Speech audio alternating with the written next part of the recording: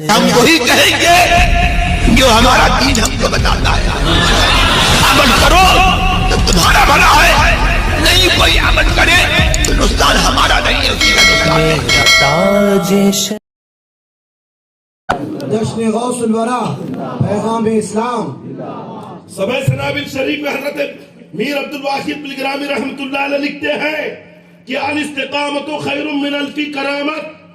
شریعت کے ایک مسئلے پہ عمل کرنا, ایک استقامت, ایک گناہ کو چھوڑ دینا 1000 کرامتوں سے بہتر ہے. 1000 کرامتوں سے بہتر ہے گناہ کو چھوڑنا. اب یہ جو منہ سے پھول نکال رہے ہیں, ایسا ہاتھ گھما کر میوے کھلا رہے ہیں, سمجھ رہے ہیں کہ نہیں, اور پیسے بھی لے رہے ہیں, تو ایسوں سے بچو. اور میں تو کہتا ہوں نوجوانوں, صبح اٹھ کر فجر پڑھ لو, یہ تمہاری کرامت ہے. ارے رات میں جلدی موبائل رکھ دو, یہ تمہاری کرامت ہے. سمجھے کہ نہیں؟ آج کے دور میں یہ بھی کرامت میں گننا پڑے گا. صحیح بتانا کتنے بجے ہاتھ سے موبائل چھوٹتا ہے؟ عشاء کے بعد ہی سوئچ آف کر دو. میں تو کہتا ہوں گناہوں کو چھوڑ دو, نگاہوں کی حفاظت کرو, ذہن اور دل و دماغ کو صاف ستھرا پاک رکھو.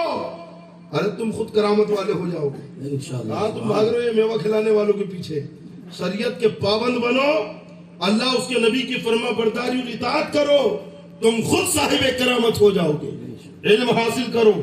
عالم بننا سب پر فرض نہیں ہے, لیکن علم حاصل کرنا فرض ہے. ضرورت کا علم حاصل کرو اور اس پر عمل کی کوشش کرو. اور یہ جو میں نے ابھی پیغام دیا ہے نوجوان بچیوں کے تعلق سے, سمجھے کہ نہیں, تو یہ پیغام صرف بچیوں کے لیے نہیں ہے بیٹا, تمہارے لیے بھی ہے, نوجوانوں کے لیے بھی ہے. تم بھی کوئی ایسا قدم نہ اٹھاؤ کہ جس سے قوم کی رسوائی ہو اور پوری مسلم قوم کے اوپر آفت آئے, سمجھے. تم بھی ایسا قدم اٹھانے سے بچو. میں تم سے مراد آپ نہیں لے رہا ہوں, تمام نوجوان لے رہا ہوں. یہ تو سوچے رہا ہے مولانا تم کرتے, چلو ہٹاؤ, جانا ہی نہیں, اب سننا ہی نہیں ہے, ایسا مت کرنا بھیا. تم سے مراد یہ ہے کہ قوم کے ہر نوجوان, میں نہیں کہتا کہ آپ لوگ ہیں ایسا, ہے نا, اللہ تعالیٰ آپ کا نصیبہ روشن کرے, سمجھے کہ نہیں. اور جو نوجوان ابھی بچے ہیں جن کی ابھی ہوئی نہیں ہے کیا, ہاں بہت جلدی سمجھتے ہیں سب.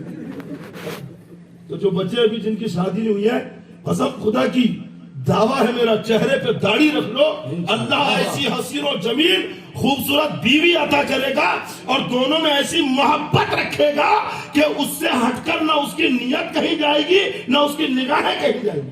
ماشاءاللہ, سبحان اللہ. سمجھے کہ نہیں.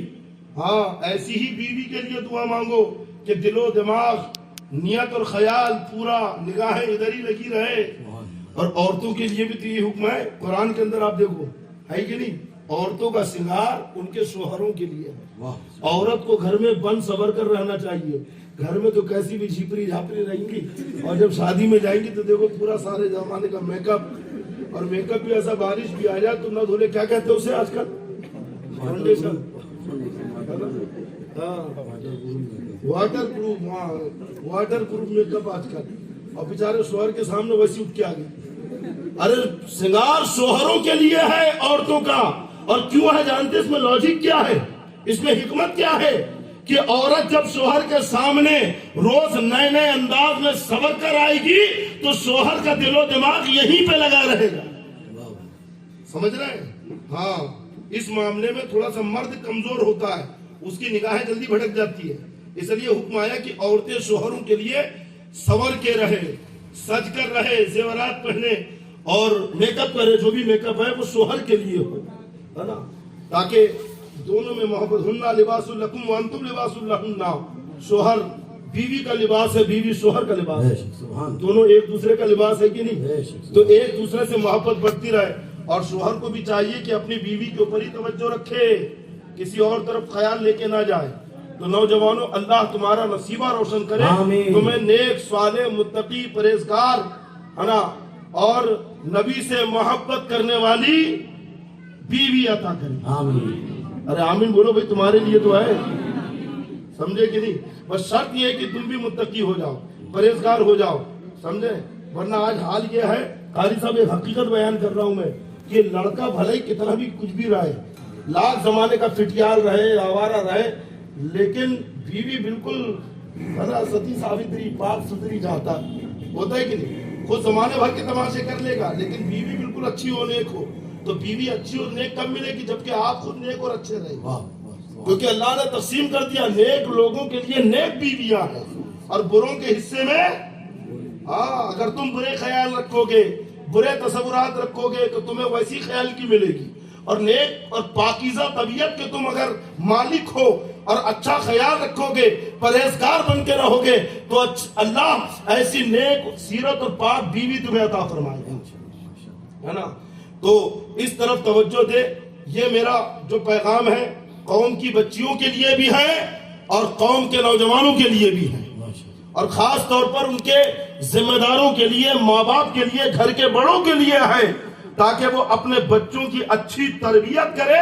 اچھی تربیت کا مطلب یہ نہیں ہے کہ مہنگے اسکول میں پڑھائے، مہنگے کالج میں پڑھائے. ارے کالج اور یونیورسٹی یہ تو ایک ضرورت کی چیز ہو گئی، دنیا میں زندگی گزارنا تو یہاں پڑھ رہے ہو، لیکن اچھی تہذیب، اچھے ادب کا مطلب یہ ہے کہ انہیں اسلام کی تعلیم سے آراستہ کرے، انہیں مصطفیٰ جان رحمت کی سیرت بتائے، انہیں اسلام کا پیغام بتائے کہ اسلام کا مزاج کیا ہے، اسلام کا پیغام کیا ہے، اسلام کی تعلیم کیا ہے، اور تم اپنے ذاکر و باطن کو کیسا سنوار سکتے ہو. یہی اچھی تہذیب اور اچھا ادب. ہمیں اپنا کلچر دیکھنا ہے، دوسروں کا کلچر نہیں دیکھنا ہے. دوسروں کی پرمپرا کیا ہے وہ جانے، اسلام کی تہذیب کیا ہے، اسلام کی تعلیم کیا ہے. ہمیں اسلام کی تہذیب اور تعلیم کو دیکھنا ہے. کریں گے اس پہ عمل انشاءاللہ کریں گے نا. دیکھیں تقریر لمبی ہو گئی، اتنا زیادہ بولنے کا من تھا نہیں، لیکن آپ نے بلوا دیا تو میں نے بول دیا. اور تو نہیں سننا چاہتے؟ ہاں، ان کی حالت دیکھ کر ایسا لگ رہا تھا کہ آنکھ بھر کے ہو گئی، بہت ہو گئی. سن رہے ہیں نا؟ ماشاءاللہ سب سن رہے ہیں. تو آج سے کون کون پب جی نہیں کھیلے گا؟ باقی سب کھیلیں گے حضرت، صرف 3 آدمی نہیں کہ باقی سب کھیلیں گے. اچھا،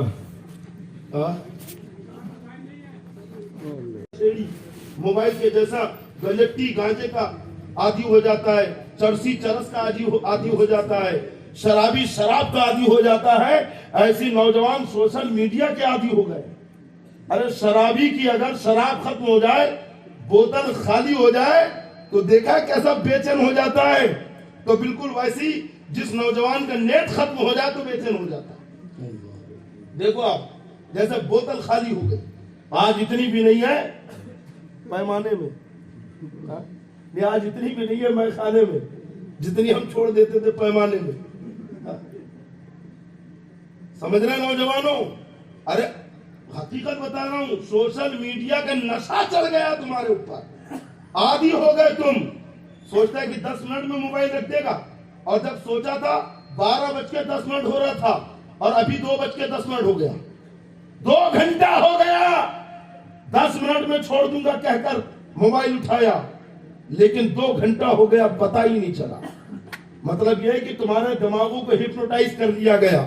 تمہارے خیال، تمہارے دماغ یہود و نصارہ کے انڈر میں ہے، جو سوشل میڈیا کے ذریعے تم کو کنٹرول کر رکھے ہیں. اگر تمہارا مائنڈ تمہارے کنٹرول میں ہوتا، اگر تمہارا دماغ اور تمہارا ذہن تمہارے قبضے میں ہوتا تو تم 10 منٹ کا بول کے اٹھائے 5 منٹ میں رکھ دیتے.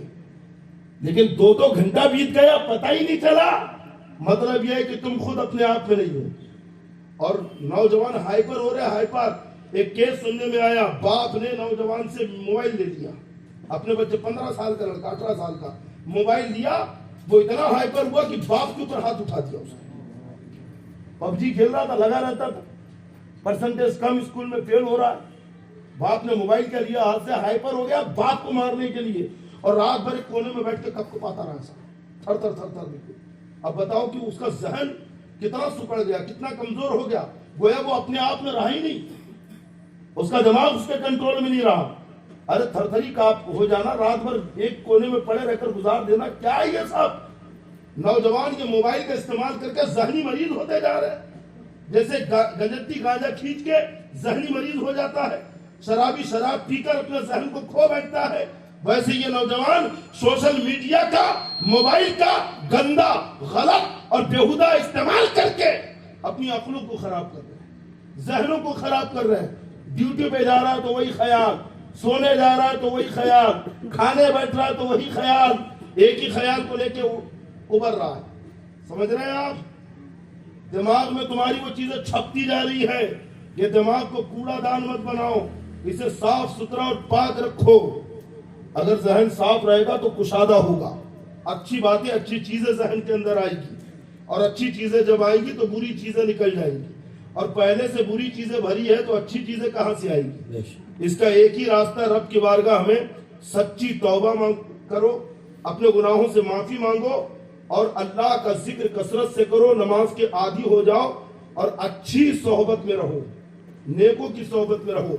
2-2 बजे रात तक जिनकी सोहबत में रहते हो क्या वो नमाजी है, तहज्जुद गुजार है? रात में कौन निकलेंगे? आवारा लोग निकलते, कौन निकलते? नशेड़ी, गलेट्टी, शराबी, जुआरी, चोर। रात की सोहबत किसकी है? अरे अच्छे लोग 2 बजे तक जगते हैं, कौन जागता? अब क्या बाप को फिक्र नहीं है कि मेरा बेटा 2 बज गया घर में नहीं आया? तो क्या इमाम साहब की सोहबत में होगा, नमाजियों की सोहबत में होगा? बाप को कभी ख्याल नहीं आया कि 2 बजे रात तक बच्चा बाहर है, अकेला तो होगा नहीं, किसी न किसी के साथ होगा। तो जिसके साथ होगा तो क्या वो शहर का कुतुब है, अब्दाल है? किसके साथ होगा वो? जाहिर सी बात है किसी न किसी आवारा के साथ होगा।